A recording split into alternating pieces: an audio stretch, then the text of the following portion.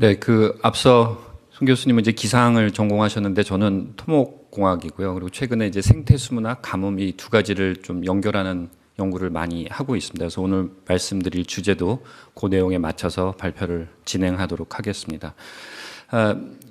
제목에서 보시다시피 이제 환경 생태 분야의 가뭄을 감시하고 영향을 평가한다는 건데요. 이 앞서 있지만은 이 연구는 저 혼자 하는 게 아니고 이제 물 부족 시 수생태 건강성 감시 개발을 하는 5년간의 KT 지원 연구를 앞서 지금 같이 하신 김영도 교수님, 그리고 저기 앉아 계신 김상단 교수님 같이 5년 동안 진행을 하고 있습니다.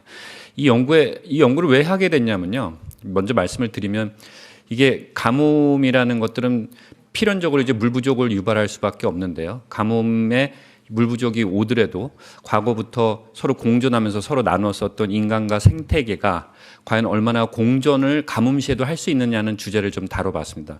근데 문제는 뭐냐면 첫 번째는 사실 가뭄이 오면은 우리나라 다목적 때문에 운영 규정을 보게 되면요. 제일 먼저 하천 유주량 방류량을 100% 감량을 해버립니다. 그 다음에 농업용수를 실수요량으로 감량을 하고요. 마지막에 생공용수를 감량하는데 실제로 생공용수까지 감량하는 정책을 이렇게 실행에 옮긴 사례는 극히 제한적이고 볼 수 없습니다.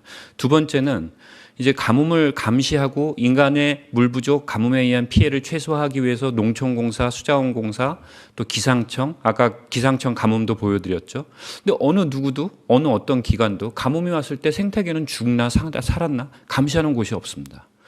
세 번째는요. 이게 비가 오면 우리 재해연보라고 그러죠. 피해를 다 조사하고 피해액도 산정하고 그러잖아요. 가뭄은 가뭄이 끝나고 나서도 피해액조차 산정하지 않습니다. 재해연보에 똑같은 자연재해임에도 불구하고 가뭄 항목 자체가 없습니다. 너무 이제 사각지대에 놓여 있는 거죠. 그래서 일단 학술적으로 좀 연구를 가자 해서 저 오른쪽에 있는 게 환경부에서 제가 2017년에 같이 한번 이런 걸 기획을 했고 다행히 이 연구가 채택이 돼서 이 연구가 진행됐다고 보시면 되고요.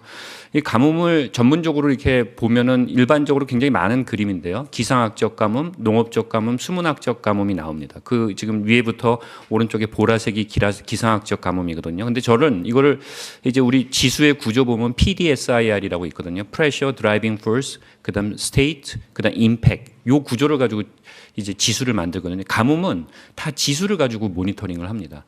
근데 제 개인적으로는 기상학적 가뭄은 프레셔입니다. 이제 드라이빙 포스라고 그러죠. 모든 가뭄을 일으키는 유발인자라고 보시면 되고요.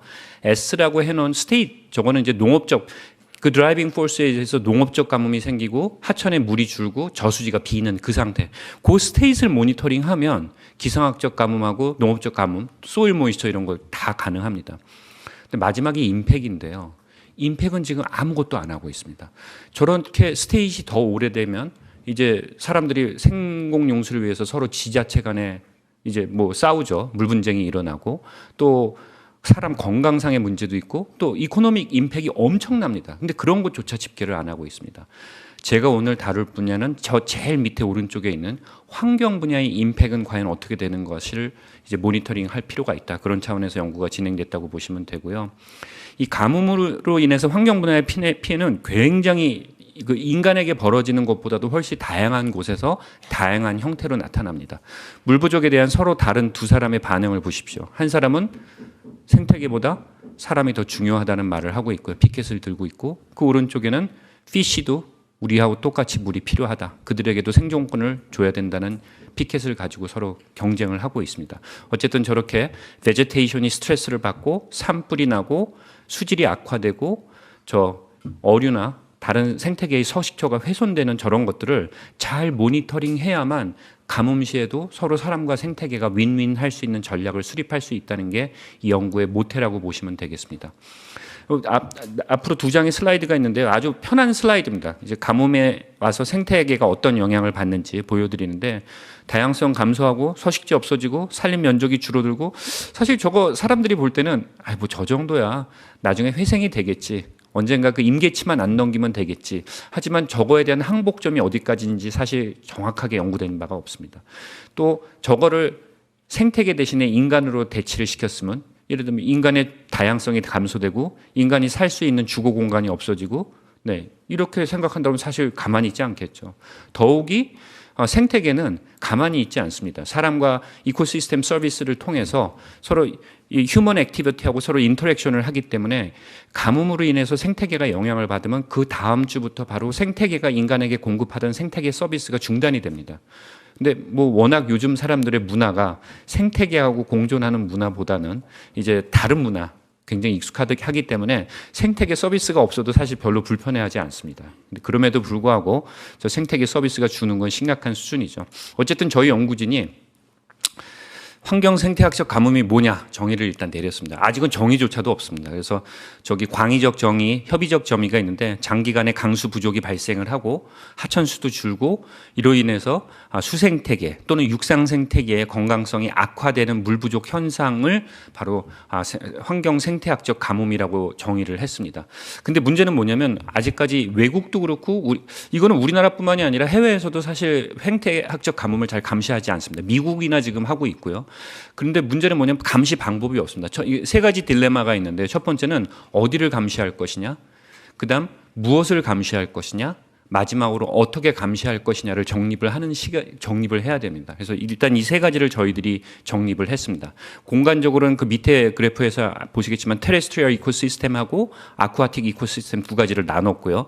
그다음 무엇을 모니터링할 것이냐는 식생, 어류, 저서성 동물, 수질 이런 것들을 저희 대상으로 삼았고 어떻게 모니터링할 것이냐는 거는 이제 위험도를 평가하는 방법이 있고 실제로 지금 가뭄 상황을 평가하는 방법 또는 뭐 취약도를 평가하는 방법 이런 여러 가지를 좀 조사를 했습니다. 그래서 저희들이 지금 정의한 환경 가뭄, 생태 가뭄이 일단 두 개를 분리했고요. 환경 가뭄에는 식생하고 수질을 저희들이 대상으로 했고 생태 가뭄은 어류하고 저서성 동물 두 가지를 잡았습니다. 그래서 요 어떻게 하는지를 지금부터 보여드리도록 하겠습니다.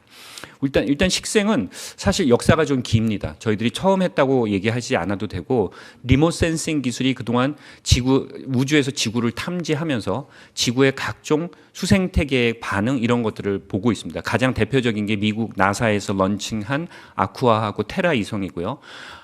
남극과 북극을 서로 극지방을 왔다 갔다 하면서 지구 전역을 한 톨도 빈틈이 없이 관심을 하고 있습니다. 저희들도 역시 그 자료를 이용을 했고 저 식생지수, 취약성 지수 저런 것들을 개발을 했습니다. 개발을 해서 이제 그 나사에서 이제 제공하는 모든 온도 자료, 뭐 강수 자료, 또 식생에 관련된 스트레스 자료를 받았습니다. 저걸 이제 컴포짓을 하죠. 어떻게 컴포짓을 하느냐에 따라서 모니터링 결과가 달라지는데요. 그 컴포짓한 결과가 여기 나와 있습니다. 남한 지역에 가뭄이 왔을 때 저 가뭄 상태는 사실 수문학적 가뭄, 기상학적 가뭄과 공간적, 시간적 패턴이 굉장히 다릅니다. 시간적으로도 상당히 딜레이가 되어 있고요.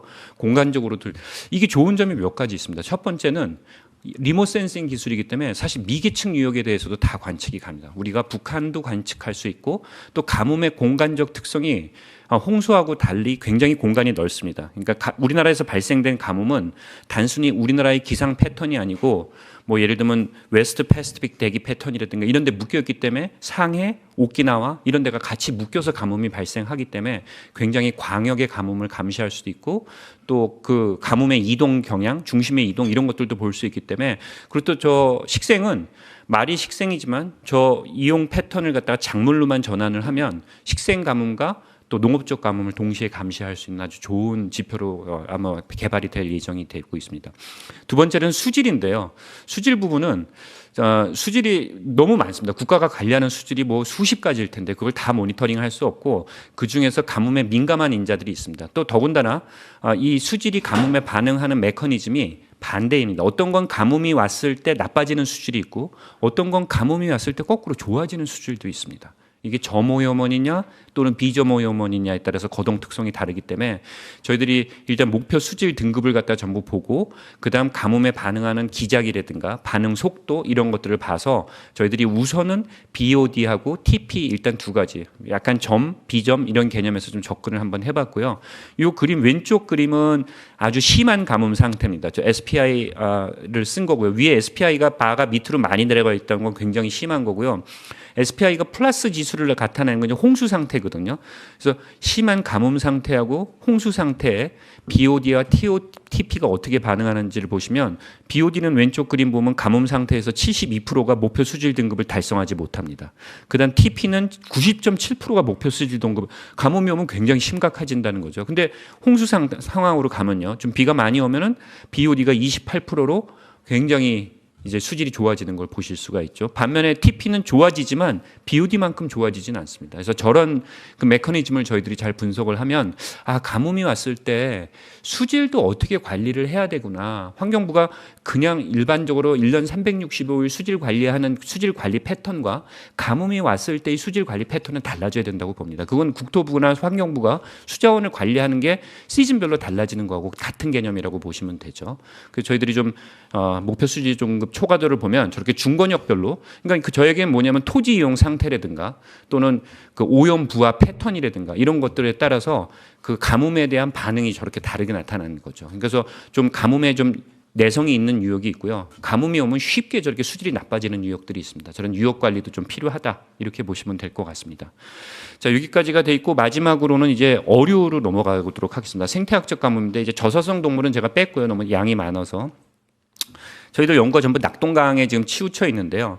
저거는 뭐냐면은 저 두 가지로 나눠지고 있습니다. 그러니까 생태학적 가뭄 스테이트 모니터링이 있고요. 두 번째는 가뭄에 의한 생태 분야의 영향, 그냥 임팩트 어세스먼트가 있습니다. 그러니까 이콜로지컬 드라우트 스테이트 모니터링이 있고 이콜로지컬 드라우트 임팩트 어세스먼트 두 가지를 나누고 저런 것들에 대한 정보가 얻어지면 그 상태에 따라서 이제 과연 물 공급을 어떻게 탄력적으로 해서 가뭄에 의해서 피해를 최소화시킬 수 있을까? 그게 이제 저희 연구의 마지막 단계라고 보시면 될 것 같습니다.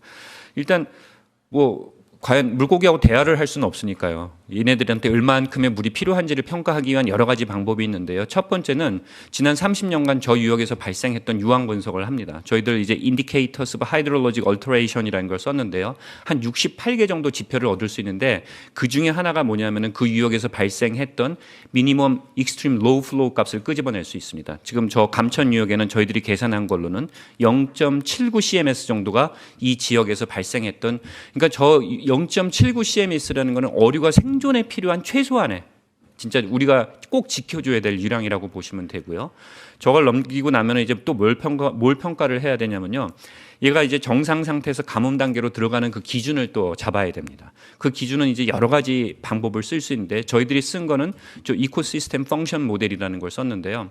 저거는 식생이 됐든 어류가 됐든 저서성 동물이 됐든 그 생태계가 필요로 하는 물의 양을 과거에 관측되어 있는 숨은 양을 가지고 통계 분석을 통해서 얻게끔 됩니다. 그래서 오른쪽 그래프에서 보시다시피 세 가지 기능을 가지고 있습니다. 일단 statistical analysis, 그러니까 통계 분석을 하고요. 그다음 수리 분석도 합니다. 하이드롤릭 모델링을 합니다. 하천에서의 유량, 유속 이런 것들을 계산을 해야 되니까 마지막으로 이제 GIS 분석을 해서 어류들의 서식 공간을 이제 끄집어내게끔 돼 있거든요. 그래서 이런 건 입력 자료니까 제가 그냥 간단히 넘기고요. 근데 문제는 제일 중요한 거는 우리가 타겟으로 삼고 있는 어류의 생태적인 특징을 잘 모의해야 됩니다. 저희들은 여기서 모래무지, 쉬리, 피라미 여러 가지를 다 모의했는데 지금은 이제 피라미만 일단 보여드렸는데요. 예를 들면 1년 365일 물고기가 자기네들이 필요한 양큼의 물을 원하지 않습니다. 아주 크리티컬한 시즌이 있습니다. 예를 들면은 산란기라든가 치역이 이런 데는 적어도 인간들에게 줄 물을 최소한 세이브해서 얘네들이 산란을 해서 부화할 때까지 필요한 유량을 공급해 줄 의무가 있다는 얘기죠. 이거 보시면은 예를 들면 서식지의 서식지 분포라든가 또는 산란기가 5월에서 7월, 그러면은 나머지 개월은 모의할 필요가 없습니다. 5월에서 7월 달만 딱 모의를 하면 되고요. 그다음에 얘네들이 부화하는데 60시간이 걸린다. 그럼 60시간 동안 이 물을 이제 유지를 시켜줘야 되고요. 얘네들이 좋아하는 수심이 1m다, 1.2m다. 그 수심을 유지시켜줘야 되는 거죠. 그래서 그리고 평균 수명이 5년에서 6년이다. 그러면 적어도 5년에서 6년 빈도로 이러한 유량이 5월에서 6월 동안 예를 들면 10일 동안 유지를 시켜준다 그러면 적어도 이 생태계에서 저 종이 소멸되는 일은 없을 거다. 이런 기본적인 개념에서 이코시스템 펑션 모델이 돌아가고 그렇게 해서 산정됐을 때 지금 보시다시피 피라미의 산란기인 5월에서 7월 사이에 10일 정도 지속을 시켜주고 10일 안에 부화에 성공을 해서 치어기를 만들어주고 이런 것들은 피라미의 생존 기간 안에 한 번씩 일어나게끔 한다는 게 바로 8CMS가 산정이 됩니다. 저 유역에 대한. 그래서 8CMS 밑으로 떨어지는 걸 이제 5월에서 7월 그걸 이제 가뭄 단계로 이제 들어간다고 보는 거죠. 이렇게 해서 저희들이 지수를 코디네이션을 했고요. Ecological Drought Index for Fish Habitat 이렇게 명명을 했습니다. 그래서 보시면 저거는 SPI 모니터링하고 전혀 다른 시간에 다른 형태로 가뭄이 감시가 됩니다. 그러면은 국토부라든가 환경부라든가 수자원공사가 다행히 위에 댐이 있으면 댐을 지금보다 훨씬 더 탄력적으로 운영을 해서 저 시기에 저만큼의 유량을 갖다 공급해줌으로 저 빨간색으로 나타나는 가뭄 위험 상태를 노란색이나 또는 흰색으로 바꿔줄 수 있는 댐 관리 정책이 좀 필요하다는 게 제 개인적인 생각이고요. 저기까지가 이콜로지컬 드라우트 모니터링이고요. 이콜로지컬 임팩트 어세스먼트가 있습니다. 그건 뭐냐면 이제 유량이 줄어들게 되면 당연히 아까 그 헤비텟이 줄어듭니다. 이제 어종에 따라 달라지는데 하천 전 구간이 뭐 80km가 됐든 100km가 됐든 다 입력을 합니다. 그리고 유량을 흘려보내고 그 유량에서 대상으로 하고 있는 식생이 됐든 저서성 동물이 됐든 어류가 됐든 걔네들이 좋아하는 수심과 유속을 체크를 합니다. 그리고 공간적으로 표출한 게 저 왼쪽 그림입니다. 저거는 아까 말씀드렸던 80ms의 물이 흐를 때 감천에서 피라미가 선호하는 서식 공간을 파란색으로 표시한 공간입니다. 근데 저게 가뭄이 오게 되면 이제 줄어들게 됩니다. 그 줄어드는 양을 이제 저희들이 다 똑같이 이제 계속 반복적인 작업을 통해서 서식처 면적을 추정하게끔 됩니다. 그러면은 관심, 주의, 경계, 심각 이런 식으로 해서 이제 그 좀 더 그 미리 그러니까 아까는 가뭄의 생태학적 가뭄의 스테이트 모니터링을 했다 그러면 지금은 서식처가 얼만큼 피해를 보고 있는지 임팩트를 어세스먼트해서 좀 더 미연에 방지할 수 있는 그런 기술을 개발했다고 보시면 되고요.